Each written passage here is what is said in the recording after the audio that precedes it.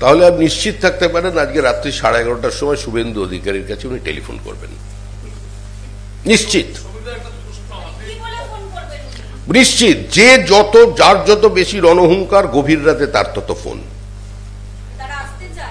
কোথায় যেতে চায় আমি জানি না, আমি বলছি যে যত বেশি হুমকি দিচ্ছেন দলের মধ্যে টিআরপি বাড়ানোর জন্য, তিনি তত বেশি বিজেপিকে ফোন করছেন। আর যারা এই ধরনের বাঙালি বিদ্বেষ তৈরি করছে, এবার যদি গুজরাটে কত লক্ষ বাঙালি এই মুহূর্তে কাজ করছে, কজন ফিরে এসেছে? উত্তরপ্রদেশ বিজেপি শাসিত রাজ্য, কত বাঙালি কাজ করে?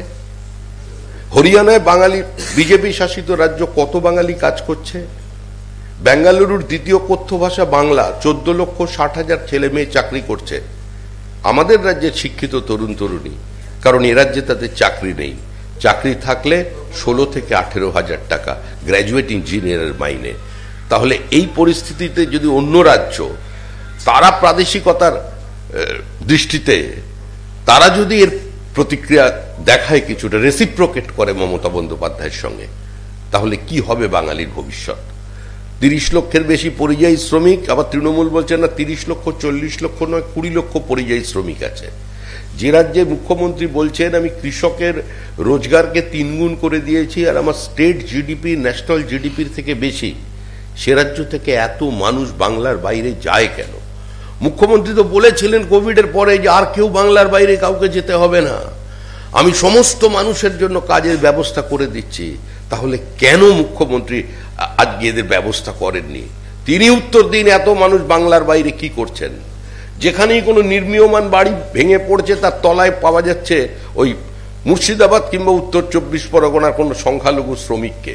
যেখানেই কোনো টানেলের মুখ বন্ধ হয়ে যাচ্ছে, মানুষ আটকা পড়া যাচ্ছে, ভেতরে অবশ্যই কোনো না কোনো বাঙালি আছে। তো এই ধরনের বিবৃতি আমার মনে হয় সচেতন মানুষ আর গ্রহণ করবে না। তৃণমূল কংগ্রেসের কোনো বক্তব্যের কোনো প্রতিষ্ঠা এই মুহূর্তে পশ্চিমবঙ্গের জনমনে নেই। তৃণমূল যাচ্ছে, তৃণমূল যাবে, তৃণমূলের পরাজয় অবশ্যম্ভাবী, মানুষ তৃণমূলের বিসর্জন দেবে। আমি বামপন্থীদের একটি স্লোগানটাকে শুধুমাত্র আপনাদের সামনে রেখেছি যে কৃষি আমাদের ভিত্তি, শিল্প আমাদের ভবিষ্যৎ।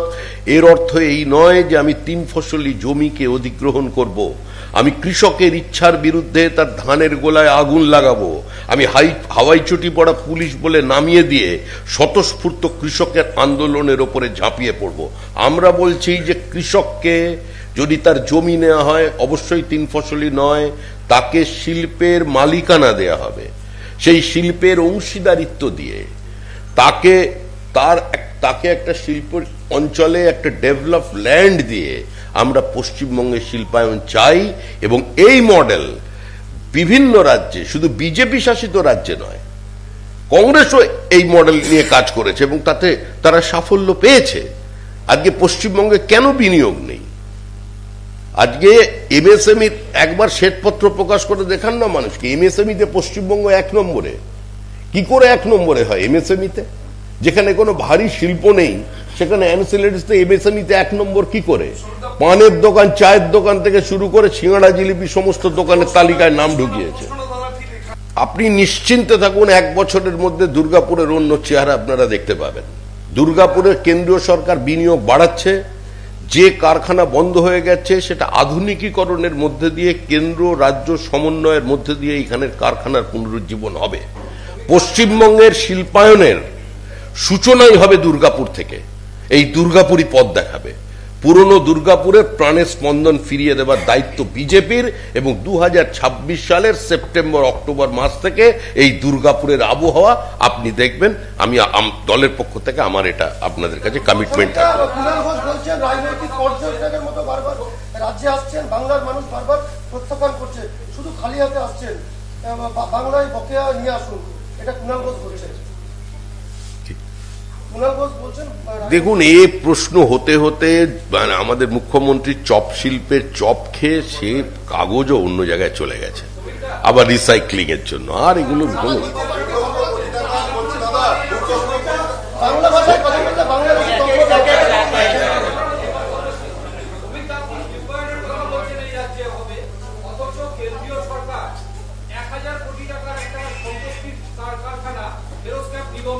মাত্র 320 কোটি টাকায় বেচে দিল।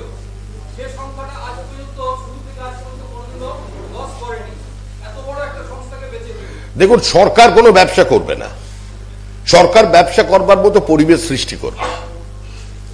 শুধু জাতীয়করণের মধ্যে দিয়ে দীর্ঘদিন কোন সরকার একটা বিরাট অর্থনৈতিক চাপ নিতে পারবে না। আর একটা শিল্প বাস্তবে যেখানে দেখা যায় বাইরের যা চেহারায় ক্যালকুলেশন করা যায় 1000 কোটি, যখন সেই শিল্পের বিলগ্নীকরণ হয় তখন বিলগ্নীকরণের পরিমাপটাও অন্যভাবে হয়। যেটা হয়েছে সেটা টেন্ডারের মাধ্যমে হয়েছে, স্বচ্ছতার সঙ্গে হয়েছে, কোথাও কোনো দুর্নীতির অভিযোগ নেই এই সরকারের বিরুদ্ধে।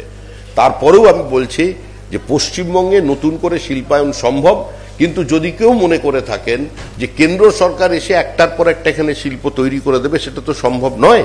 কেন্দ্র সরকার ইনফ্রাস্ট্রাকচার তৈরি করবে।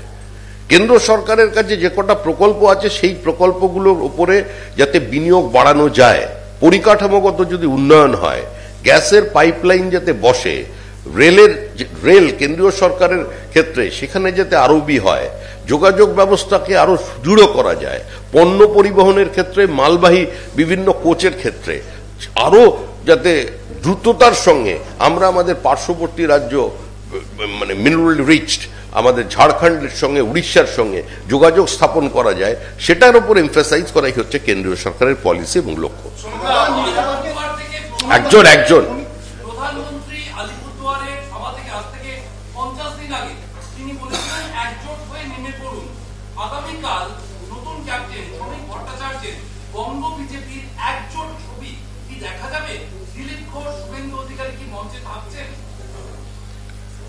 ক্যাপ্টেন বলে কোনো কিছু কোনো রাজনৈতিক হল বলে তো আমাদের জানা নেই, আর আমাদের সেটা রাজনৈতিক সংস্কৃতিও নয়। সভাপতি একটা বহমানতা। আগে সুকান্ত অধিকারী সভাপতি ছিলেন, মজুমদার সভাপতি হয়েছিলেন, এখন ঘটনাচক্রে আমি সভাপতি, আগামী দিনে আরেকজন কেউ সভাপতি হবেন। কিন্তু বিজেপির মঞ্চে কারা থাকবেন সেটা বিজেপি স্থির করবে, এবং আমাদের পার্টির গঠনতন্ত্র মেনে পার্টির নিয়মানুসারে যাদের যাদের থাকার কথা তাদেরকে আপনারা মঞ্চে দেখতে পাবেন।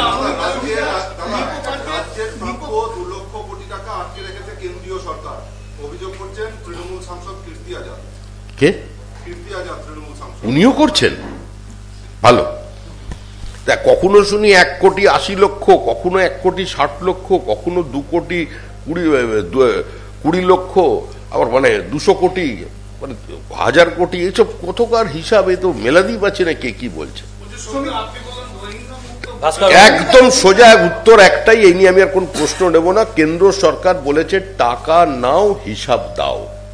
রাজ্য সরকার বলছে টাকা নেওয়া আমাদের অধিকারের মধ্যে পড়ে, কিন্তু টাকা দেওয়া, হিসাব দেওয়াটা আমাদের অভ্যাসের মধ্যে পড়ে না, সেজন্য সম্ভব হচ্ছে না।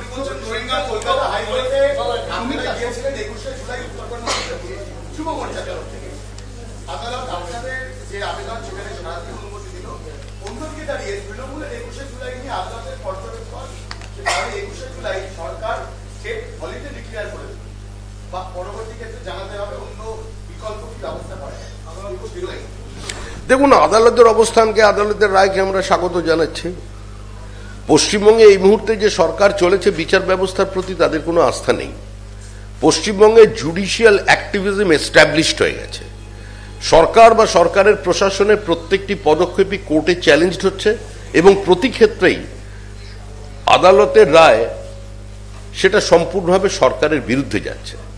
রাজ্যের বিরোধী রাজনৈতিক দলকে কোনো সভা করতে গেলে বিরোধী দলনেতা, যিনি সংসদীয় গণতন্ত্রে যার জায়গা মুখ্যমন্ত্রীর পরে, তাকে একটা মিছিল করতে গেলে আজকে যদি হাইকোর্টের দরজায় যেতে হয়, সে রাজ্যে আর যাই হোক কোনো গণতান্ত্রিক ব্যবস্থা অবশিষ্ট আছে বলে আমার মনে হয় দেশের কোনো মানুষ বিশ্বাস করবে না। কি চলছে সাইড থেকে, কি হচ্ছে বলে, কি চলছে ওদিকে?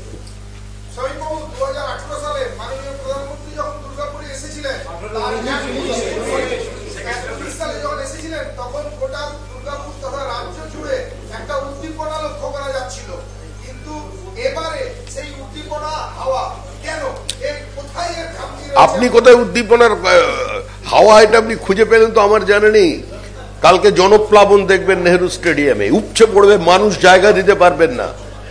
প্রধানমন্ত্রী, আমি হিসাবে যাচ্ছি না, প্রধানমন্ত্রীর জনসভাকে কেন্দ্র করে উদ্দীপনা কি আছে সেটা কালকে সেটা আপনি দেখতে পাবেন। আর 2019-এর যে প্রসঙ্গ বলছেন যে ওনার থেকে দুর্গাপুরের মানুষ অনেক বেশি কিছু প্রত্যাশা করেছিলেন। এখনো তো উনি চেষ্টা চালিয়ে যাচ্ছেন এবং যে চেষ্টাটা করে চলেছেন সেটা সম্পূর্ণভাবেই মানে একমাত্রিক, শুধুমাত্র কেন্দ্র সরকারের পক্ষ থেকে চলেছে। একটি যুক্তরাষ্ট্রীয় ব্যবস্থার মধ্যে যদি কেন্দ্র রাজ্য সুসম্পর্ক না থাকে, যদি সমন্বয়ের পরিবর্তে কেউ সংঘর্ষের পথ বেছে নেয়, তাহলে সে রাজ্যে কোনোদিন উন্নয়ন সম্ভব নয়। আপনি শুধু ত্রিপুরার দিকে তাকিয়ে দেখুন, পার্বত্য অঞ্চল ত্রিপুরা, আজকে যে ত্রিপুরা দীর্ঘদিন ধরে বামপন্থী এবং কংগ্রেসীদের দখলে ছিল, কেন্দ্রে তাদের সরকার ছিল, বিজেপির সরকার অতদিন নেই। আজকে সেখানে ত্রিপুরার প্রত্যন্ত অঞ্চলে ডাবল লাইন হয়েছে রেলের। আজকে ত্রিপুরায় যত ফ্লাইওভার হয়েছে, আসামে যত ফ্লাইওভার তৈরি হচ্ছে, গোটা উত্তর পূর্ব ভারত জুড়ে যে মানে কর্মযোগ্য চলেছে, পরিকাঠামোর সম্পূর্ণ পরিবর্তন চলেছে, তার ছিটে ফোটাও তো আপনি পশ্চিমবঙ্গে দেখতে পাচ্ছেন না। যে রাস্তার উপর দিয়ে যাতায়াত করছেন এর মধ্যেও তো মুখ্যমন্ত্রীর কোনো কন্ট্রিবিউশন নেই। মুখ্যমন্ত্রী রাস্তা তৈরি করবেন বলেছিলেন পথশ্রী, খোঁজ নিয়ে দেখুন তো একবার বর্ধমান জেলায় পথশ্রীর কাজ যে ঠিকাদাররা করেছিলেন তারা পেমেন্ট পেয়েছেন কিনা? যে পিচ দিয়েছিলেন, যে ইট দিয়েছিলেন, স্টোন চিপস দিয়েছিলেন, বালি দিয়েছিলেন, তারা কেউ পেমেন্ট পাচ্ছে না। আজকে পথশ্রীর কাজ বন্ধ হয়ে গেছে। এই সরকারটা বলছি তো খেলা এবং মেলার সরকার। এই সরকারকে মা কালী ছেড়ে দিয়েছে। বিশ্বাস করুন আমাদের কথা, মা কালী তার প্রতিবেশীকে বলে দিয়েছেন যে আমি পারবো না, আমার ক্ষমতার বাইরে। শেষ পর্যন্ত জগন্নাথ দেবকে ধরে এনেছেন এখানে প্রধানমন্ত্রী, মানে রবীন্দ্রনাথও চ্যালেঞ্জ। রবীন্দ্রনাথের বিশ্বভারতী এদের বিশ্ব বাংলা একদম সামনেই করে দিয়েছে।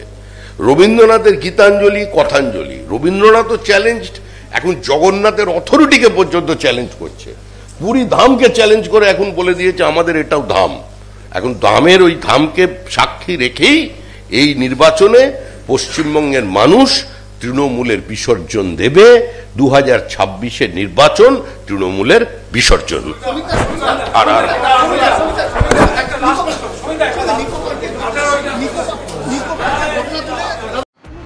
Cartisan, where car meets artisan. Cartisan by PPG and Asian Paints.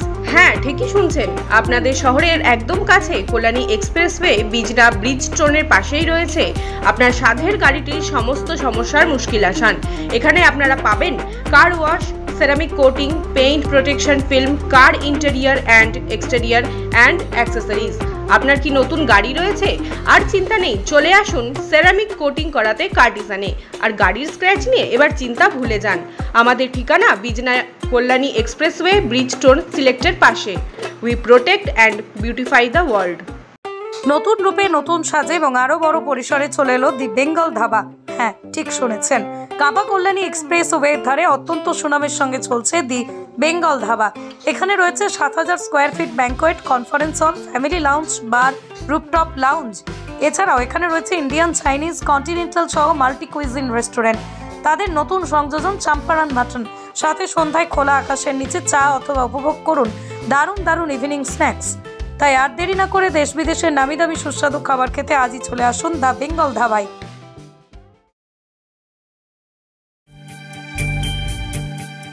কি রে, তোদের হলো?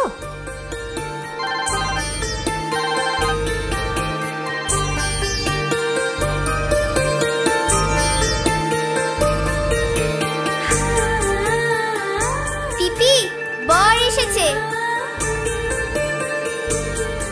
পড়ে যাবি তো।